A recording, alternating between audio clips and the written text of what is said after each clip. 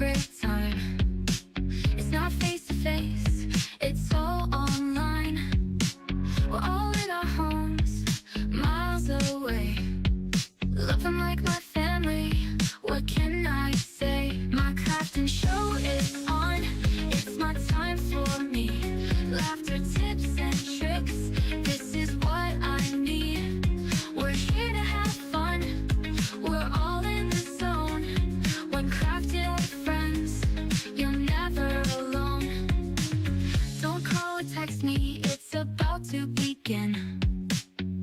I've been patient, time for me to chime in. Comfy clothes on, feeling just fine. I'm busy right now, it's crafting show time. My crafting show is on, it's my time for me. Laughter, tips, and tricks, this is what I need. We're here to have fun, we're all in the zone. When crafting with friends, you're never alone.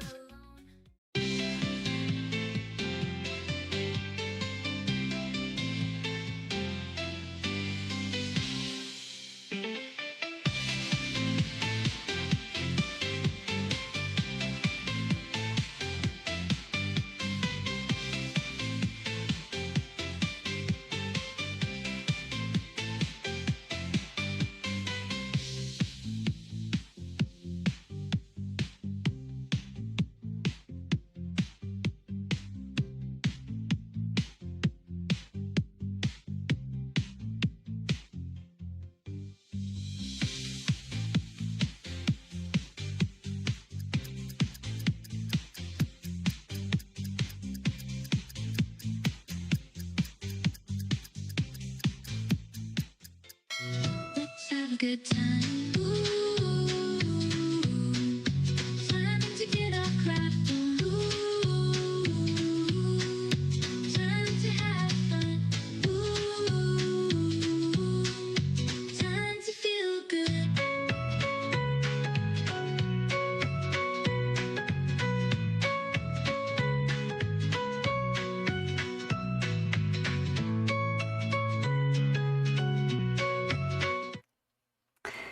Hey gifted crafters, and welcome back for another Saturday Crafternoon. A little bit later than when we normally stream, but apologies for that, and I'm glad that you guys were able to join. I actually was not going to stream today because I didn't think we were going to get back in time, and I didn't want to kind of rush through the whole thing. But just to keep you guys in the loop, so my son had a competition today for regionals. It was the stand-up paddleboarding competition in Special Olympics, and it was Miami-Dade County and Monroe County, and it was a lot of fun.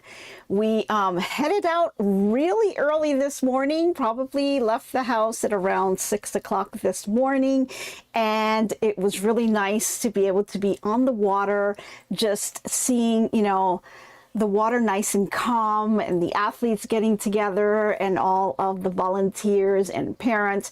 We had a really nice time. It was really, really hot. I can tell you that, because it was a really hot day, but we really enjoyed it, and the athletes really seemed to have a great time. So they competed. He did get first place, so we were really proud of him, and a lot of the other athletes did very well as well. And now, you know, we're just waiting to hopefully see what the results are and see who's going to get to go to states. So that's always a ton of fun. We have a great team out there. If you guys ever get to volunteer with Special Olympics athletes, you know, just do so. You're really going to have a great time. We really have a nice time just all together and gathering and laughing and having a great time. So it's really wonderful. Well, so thank you guys for tuning in. That's why we kind of had to change things around a little bit, and I wasn't sure what time we were going to finish in order to be able to get back.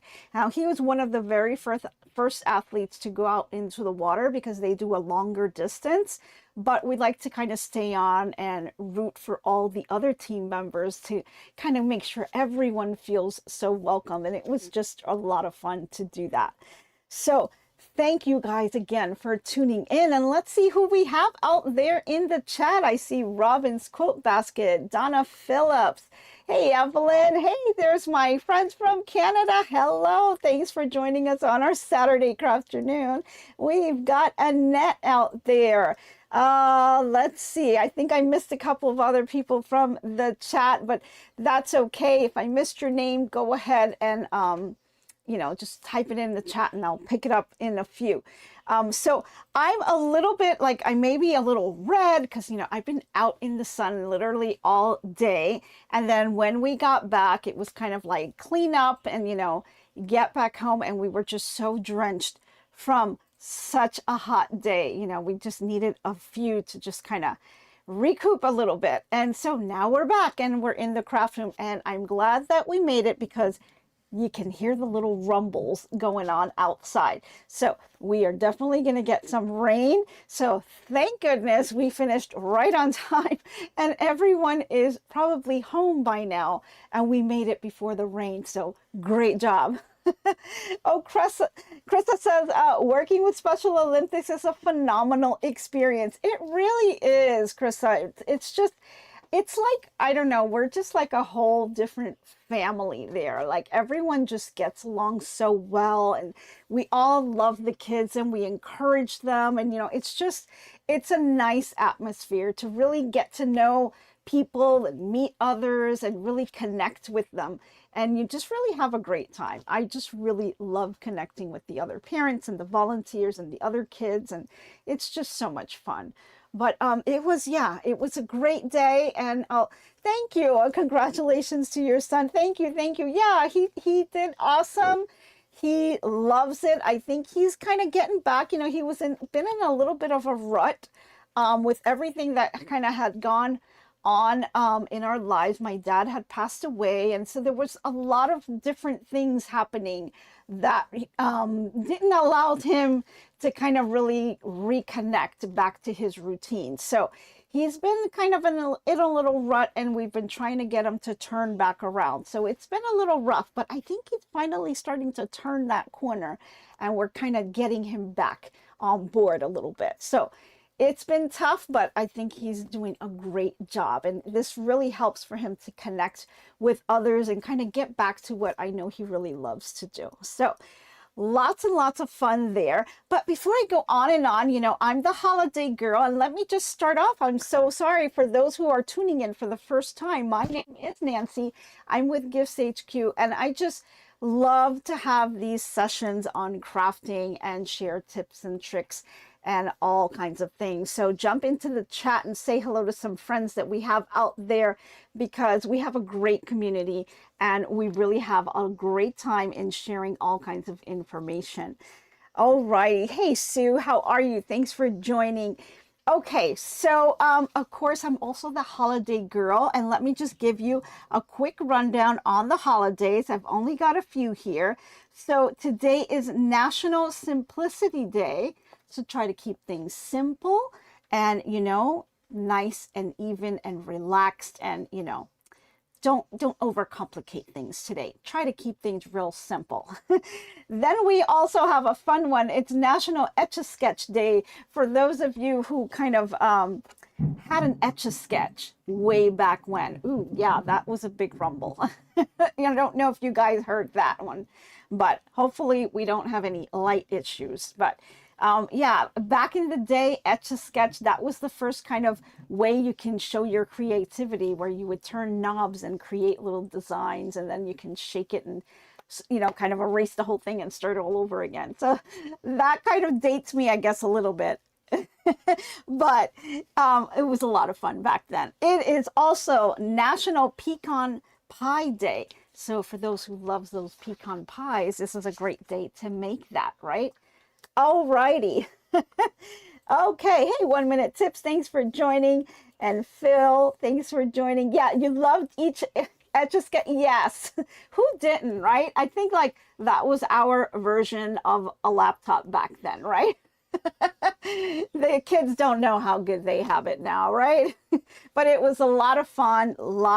We had a great time today. So, thank you guys all for all the messages, and I'll make sure that, you know, Herman gets to see those. So, okay, yes, you can't wait to see what you make. Okay, so what are we doing today? So today, again, I was a little off on whether or not I was going to be live or not. So I wasn't sure exactly what to do because, you know, we had so much going on. So first, I'm going to recap you on a little bit of the stuff that we did this week and something that I am working on this weekend, and I'm hoping to have somewhat completed for Monday. And then I want to show you a couple of things that we've got from Prime. So a couple of little unboxing type things, and we want to talk a little bit about organization and our fabric. So a couple different topics, and we're kind of putting them all together, but we're going to try to get through it as best as we can. So let's start off with our project here, because yeah, we've still got a project and a number of things going on here, right?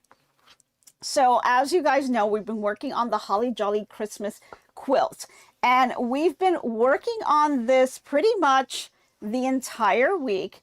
It is a embroidery in the hoop type project, and we used our scan and cut to kind of cut the pieces out and put them on our embroidery machine. So that was a lot of fun because we didn't have to kind of literally cut around the applique and things like that. So we used a little bit of heat and bond to kind of secure that in place, and that was a lot of fun. And then we're at the point now where all of the blocks have been completed. And so we've got all the blocks sitting here, and I'll lay them out so you guys can see it. And then we have the sashing as well as the cornerstone. I do need some more sashing and some more cornerstones, probably a couple more hoops, and then I'll be done. And I'm ready to just start sewing this all together. So let me just lay these out so you could see this. I haven't had a chance to really lay them out yet. I did go ahead and trim them off. I took the no-show mesh stabilizer. I had 2 layers of that and went ahead and cut those down. And then I measured about a ½ inch all the way around the square, the outside square of the design. And so I was able to kind of put those together, and I'll try to see if I face it the right way for you guys. But this is the finished piece on what it's going to look like. I will try to put the pieces down if I remember the correct positioning here. Let's see. I've also got some others. Now, I'm making this quilt about 3 times. So it's taking me 3 times as long to get everything in. So a little bit difficult. Let me see how far up can I go here. There we are. I think that'll work. So I've got different versions of the reindeer. Let me just grab a little sip. Yeah, I've got different versions of the reindeer because I decided to do them a couple of different different ones so that I would be able to differentiate between all of the quilts that I'm going to have here. And let me just check here because I can't remember. Let's see, this one goes underneath here, and then we've got the Santa hat at the tail end down here. I'm going to raise this up a little bit so you guys can see it, or maybe I'll turn it the other way. If you guys don't mind, I'll put it sideways so that you guys can see this a little bit. Let me just move my laptop out of the way here, and I'm just going to turn it on its side. That way you guys can see the entire thing. There we go. I think that works out a little bit better.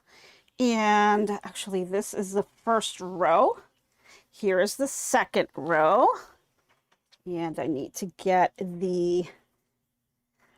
we've got a boy and a girl elf. Super cute. And I'm going to move this down this way. Okay. I think now you guys can see this kind of coming together here. There we go. And we also have a Christmas tree on the end. And here is the little gift over to the side and the tree. There we go. Can you guys see all of that? Let's see.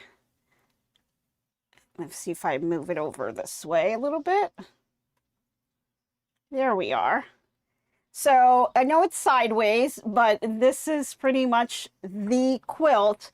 And then all we have left to do is kind of to assemble it together and put the sashing in between. And so the sashing will be in between with the little cornerstones on each side. So you'll have a cornerstone here and some sashing in between there. But pretty nice size. And I've got 3 of these that I'm making for 3 different kids. And so I was able to do that. Oh, you know what? I have the bottom of this reindeer. Let me show you the reindeer here. I've got this reindeer here, but I also have this one that'll be going on a different quilt. And this one is a little bit darker. So I changed it around just a little bit. So yeah. Thanks, Robin. It's cute. It's a really cute quilt. It's an in the hoop project, very easy to do, and really nice for you to be able to do this with your scan and cut out the applique pieces without having to cut it out yourself. And so I've got, you know, 2 versions of the reindeer done because I have 2 quilts. So I've got the second one is in progress. I got another bird that's in progress. And then I have the 3rd reindeer, which is the top. I haven't done the bottom yet. So doing this 3 times, it's 3 times as big of a work. It's big of a job there. But, you know, I think the kids are really going to love it. And so this is what I've been working on, kind of putting this together. And it is Christmas in July, folks. So, you know, this project alone pretty much took me the entire week to do.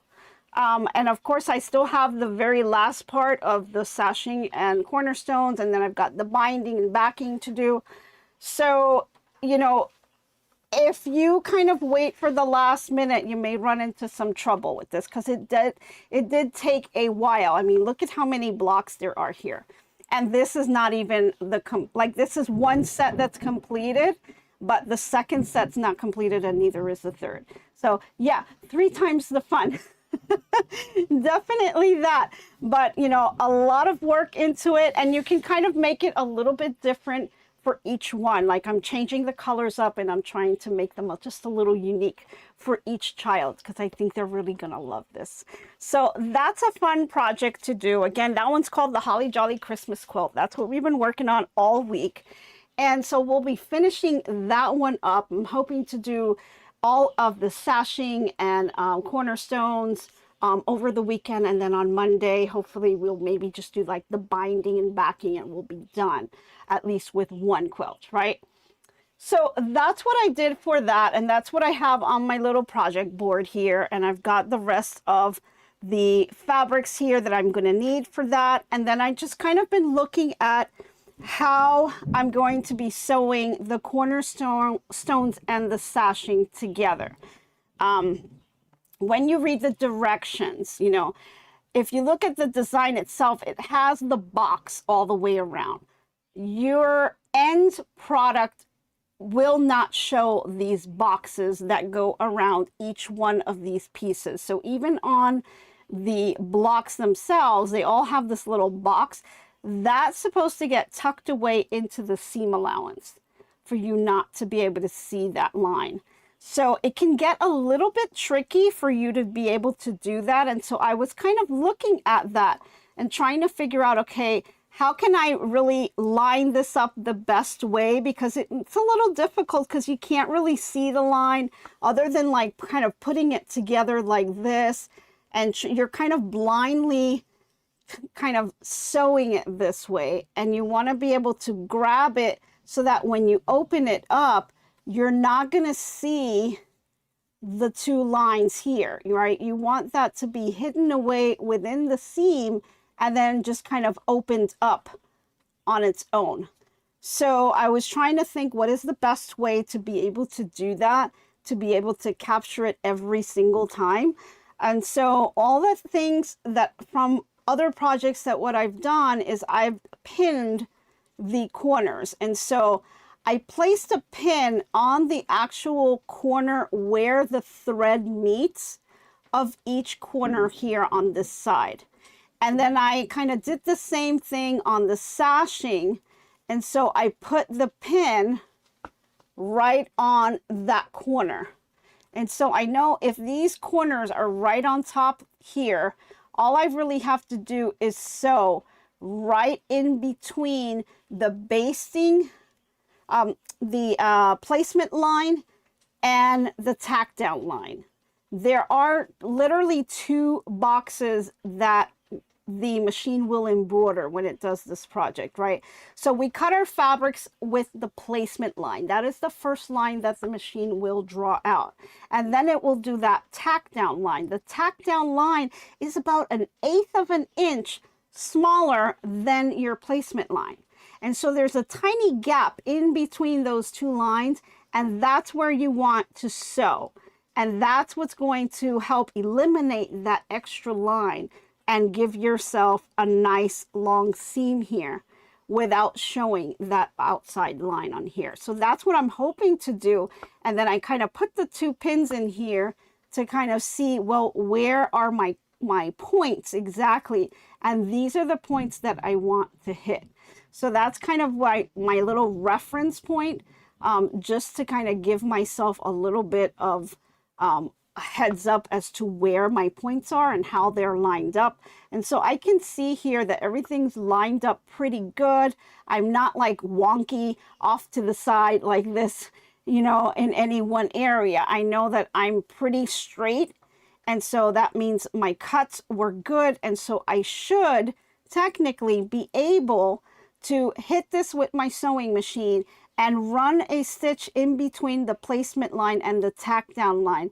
And that will eliminate that extra line from showing. And so if I do that as I continue down all the blocks, we should be good.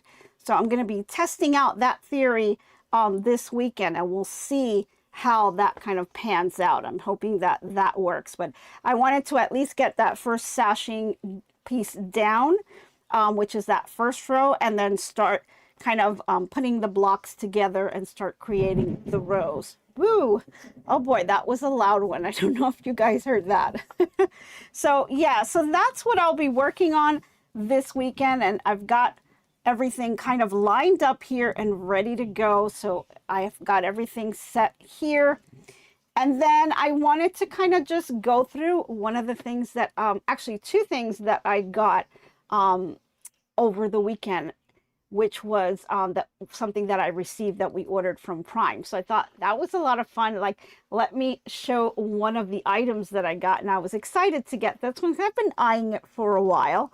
And my little mini iron, although is very good, but I was also able to snag the Oliso iron. Yes, I got the mini iron, and I think it's so cute. And I do have the big iron, so now this one's the mini.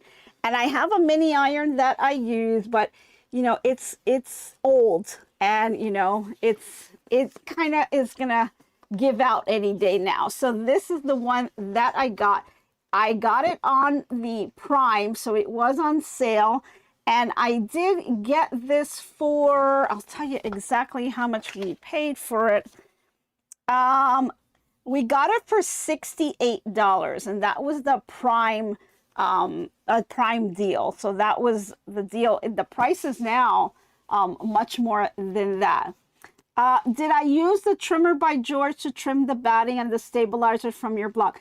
No, Marge, I did not. I don't have the trimmer by George on my list to get, but I don't have that yet. So I just did it manually with a ruler, just cutting it off and holding the fabric back and doing it that way. So that's kind of how I did it.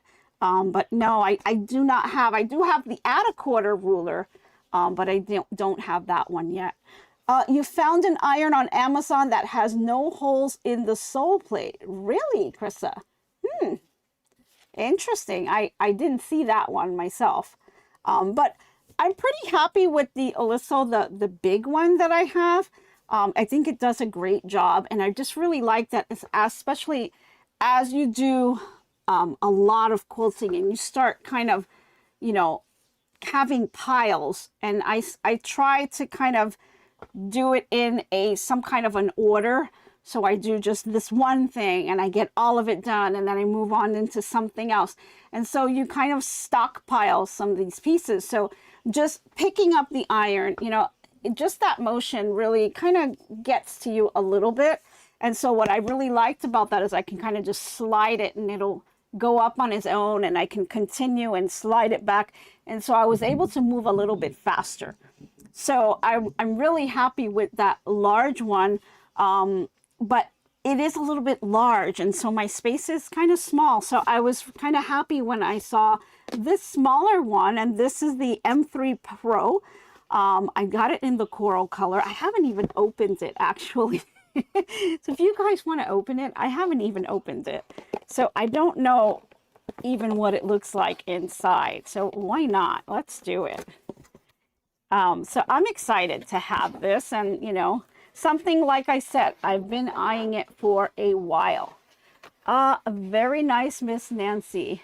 Was that one of Mr. H's deal? Yes, actually it was. He did have it listed in the store. This was one of the ones that he did put on there. And so I guess we've got our little user manual, so that's pretty cool.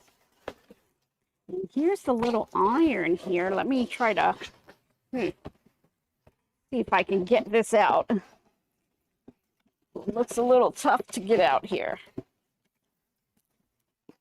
There we go. Let me put this box over to the side. And looks like it comes with a little plate. Okay. Let's kind of take these out of the way. And I like that the cord is really long. That's a big plus for me. Okay. Let me open this up. There we go. So it's a mini iron, but it's, you know, it's not terribly small.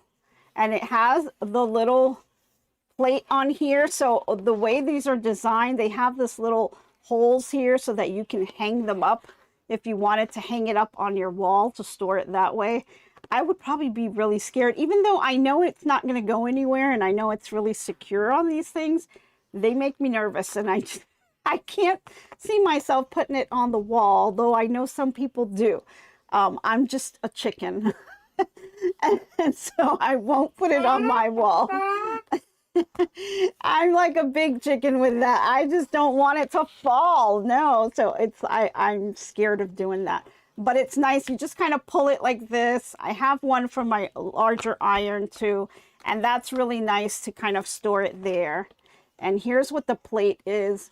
It does now. What Krista was saying earlier is her sole, she found an iron where the plate itself, and this would be the plate, didn't have any holes.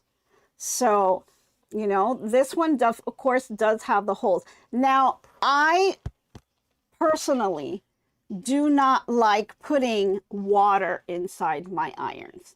I know there's whole big controversial thing on putting water in your irons and not putting water in it. And I have a video out there in regards to the iron and the different types of water that there is depending on where you live, and you know what the water or different types of water will do to your iron. So you can check that out. We talked about hard water.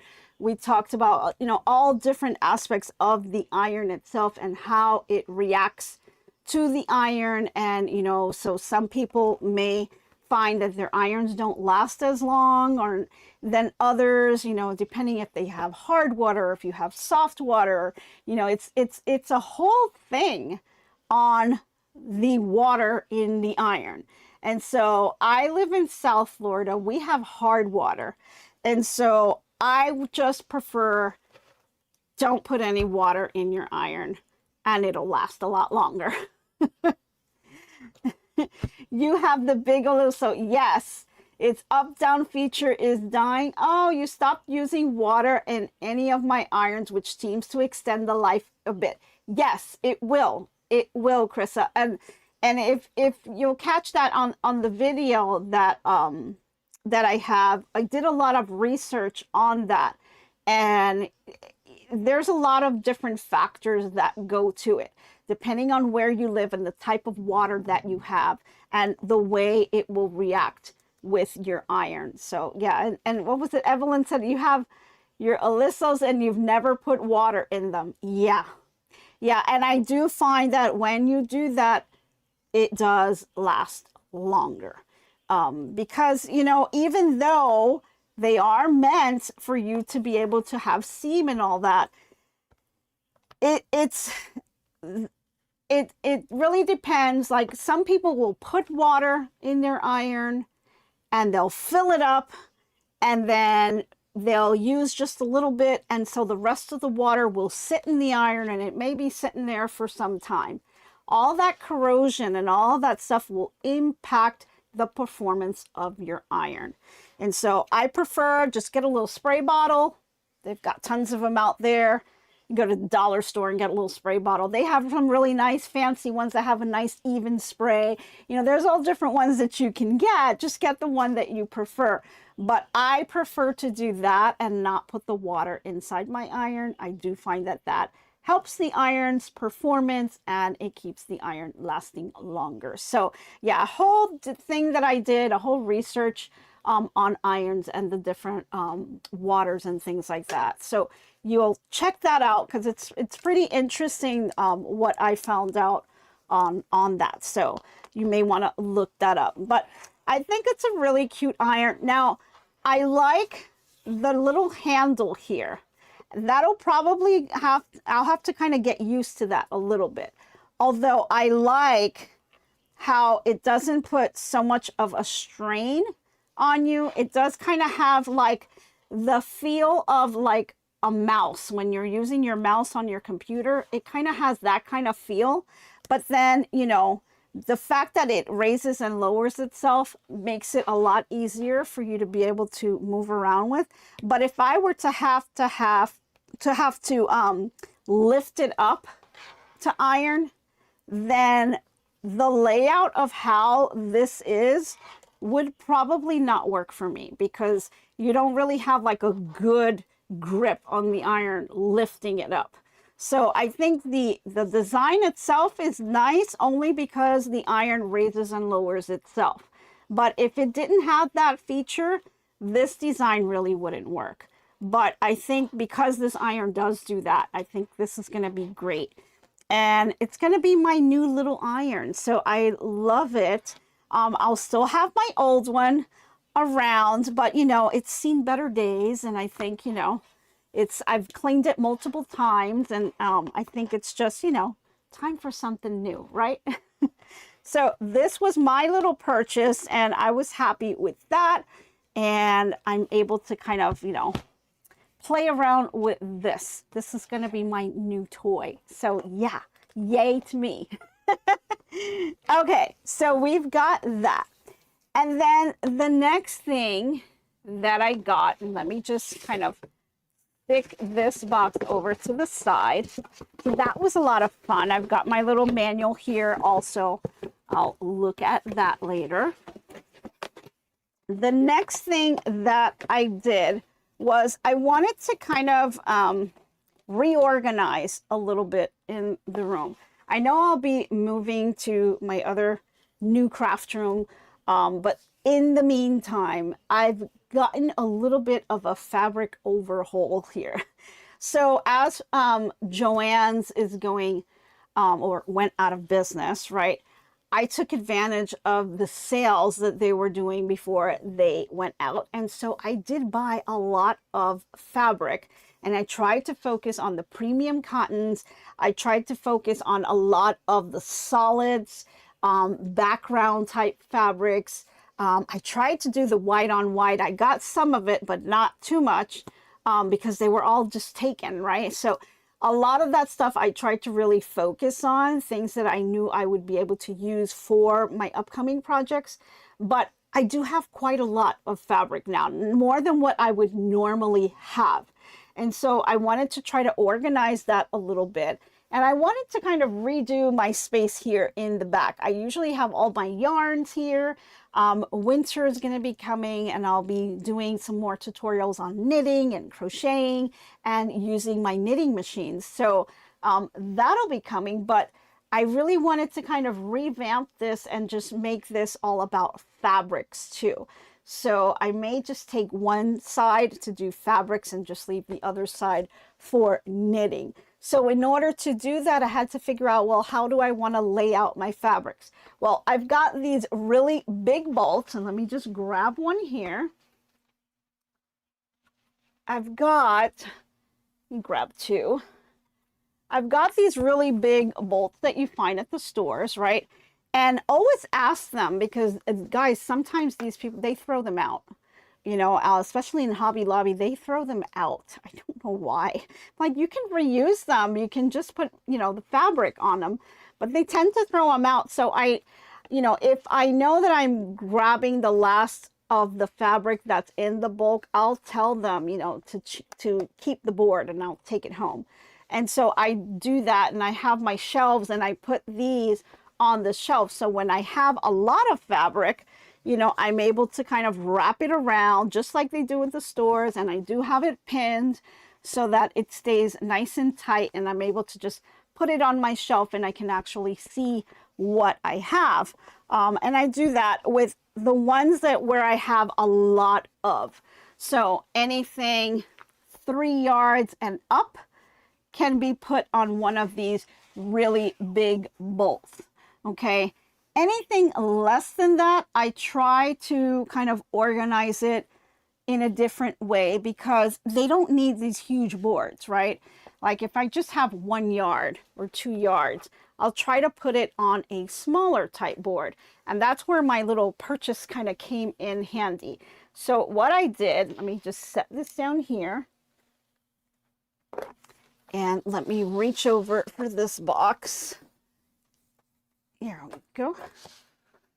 What I did was purchase this, and this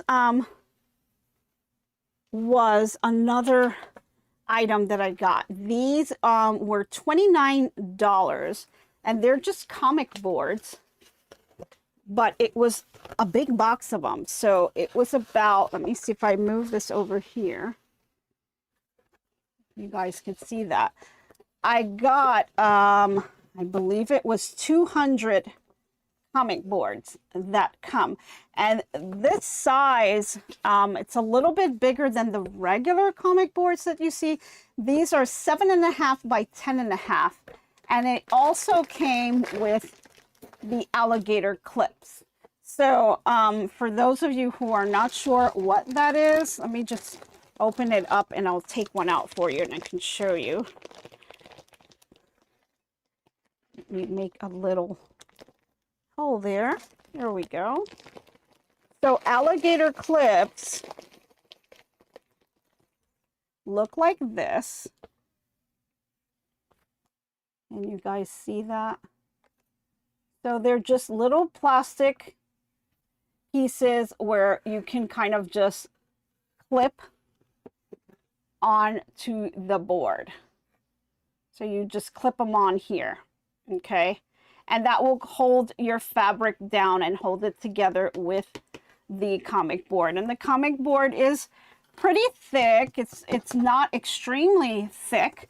I would have preferred to have done it like maybe like on a foam board or something like that. But foam boards can be pretty pricey. Even if you get the big board and I cut it down to size, it still was about $2 for a big foam board.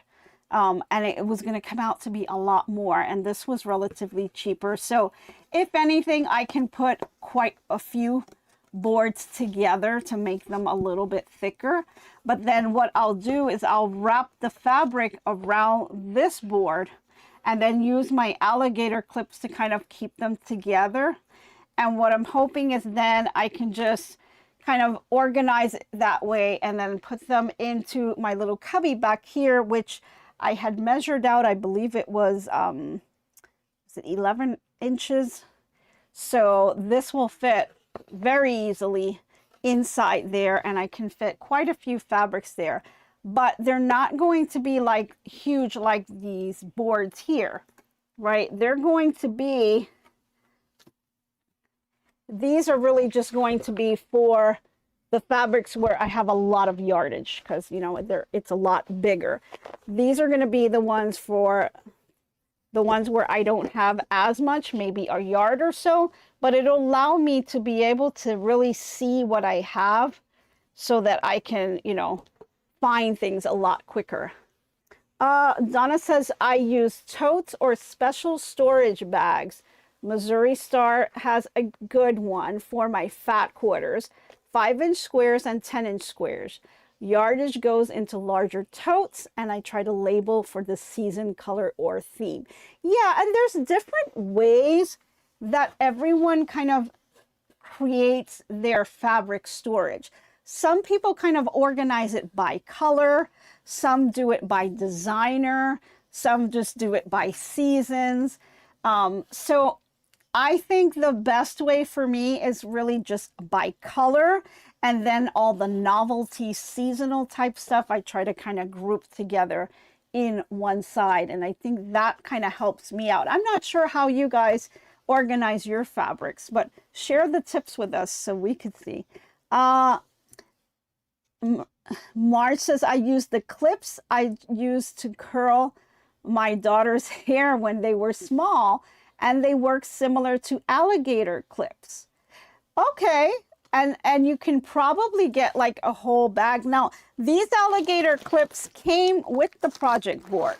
This was kind of like a set that they put together. So I've used the alligator clips before, and they're not bad. But sometimes if I use too much yardage, they'll break off with time, like they kind of slide off or they didn't cook right. And it was really my fault. It was really because I was putting way too much fabric on it, which is why I kind of changed to bigger fabrics, keep them on the bigger boards, and then the smaller yardage, you'll put them on the smaller boards. And that seems to work a lot better. Krista said, I started with that size, but went to the narrower ones as smaller cuts fit better. I use IKEA Billy cases for them, and I have over 4 of them, and probably enough fabric to fill 1, if not 2 more. Okay. I've heard of those Billy cases too. And, you know, I am kind of thinking about what am I going to use in the new craft room? Am I going to just kind of take this furniture over? I know I'll have a little bit more space, but yeah, I'm starting to kind of think of how to organize it. What's the best way to be able to get to my fabrics quickly and be able to see what I have to avoid me having to repurchase things that I already have. Yeah. Donna says, I never use ink to label my fabric, only lead pencil. No tapes like freezer tape. I put penciled paper label and wrap the fabric with plastic movers wrap. I have seen things ruined with old tape. Ooh, okay. Good tip there. Don't put old tape on there. Okay, awesome. Well, I tend to just pin them here. When I wrap them around the board, I pin them. I mean, I'll have the alligator clips. I may still also use the clip. It's going to depend, you know, how they hold. I'm going to kind of play with it and see what I can do. But yeah, just the organization of it all as well. Do you put all your colors together, you know? You've got, do you put it by designers? Because sometimes you've got the designers that have, you know, those really nice designs that come out and those collections. Do you keep the collection together or do you break it up by the color? I have a couple of Lori Hope collections, but not too much because they're pretty pricey. So I try to limit myself to only get what I'm going to use. So that's why I don't think I'm going to do it by designer. I'm going to stick to doing it by color and then just kind of coordinating what is going to be for holidays and things like that, and just kind of keep it in that kind of rainbow. Okay. Excuse me, let me grab something to drink here. Donna says, I would never leave fabric exposed to light and dust. Yes. I keep stuff for way too long for that kind of organization. Plus, the Deep South is notorious for insect pests. Oh, yes, that is true. Well, in this room, it's only the one window here, and we kind of always have it closed off. So they don't get too much sunlight here. And then the others, I do have them stored on, it's actually what used to be the bed drawer on the bottom of a bed. You know how we pulled out the drawer and it had, what do you call it? Little wood pieces in between, separators. And so when we were kind of doing the room, we couldn't get the bottom of the bed out of the room because I would have to take the whole thing apart. So I decided to repurpose it. We got the top part of the bed and the mattress and everything else out, and I ended up just turning it over to the side, putting it on the corner, and my fabrics fit perfectly on there. So that is what I use, and that's how they're all stored on the side. And I've got all the bolts on the top, and then the second rack is like half bolts, and then I've got the smaller yardage that are kind of stacked up there. I do use some of the clear storage containers for my smaller ones, like the charm packs and things like that. I do have them in there, but I kind of just want to change things up and kind of just reorganize just to see if it works a little bit better. So that's where I'm kind of at, just kind of redoing things, relooking at how things are going to work, because when I move to the other craft room, I want to have that idea already in place so that I can basically just pick what I have and just kind of move it to the new room. Because there's just so much to do before all of that can happen. So I'm just kind of preparing myself here and there, kind of organizing it more in my brain, so that when the time actually comes and we're actually moving, it's a little bit easier. Okay, yeah, Krista says your fabrics are not exposed to direct sunlight. Definitely not. You can also put a curtain on cabinets and tension rods. Yep, and or just get one of those clear vinyl plastic, or what did they call them? They're just clear vinyl plastics, or like clear tablecloths. You can just put it right on top. There are a variety of doors available for the Billy cases. Really, if you want fabric unseen. Okay, I'm gonna have to check out the Billy cases. I've heard a lot about them, and I haven't really looked too much into it. So maybe that's something that's gonna work for me in the other room.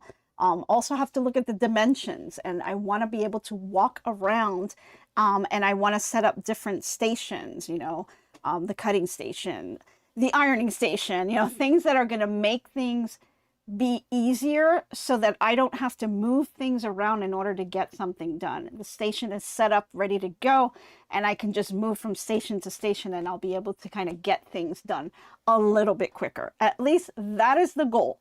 We'll see what happens. You never know. But that is pretty much all I had today. Like I said, I was keeping it a little light.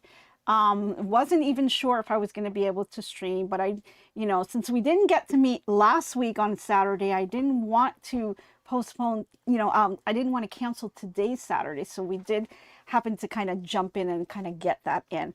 But yes, whoop, oh boy, that is the stormy weather.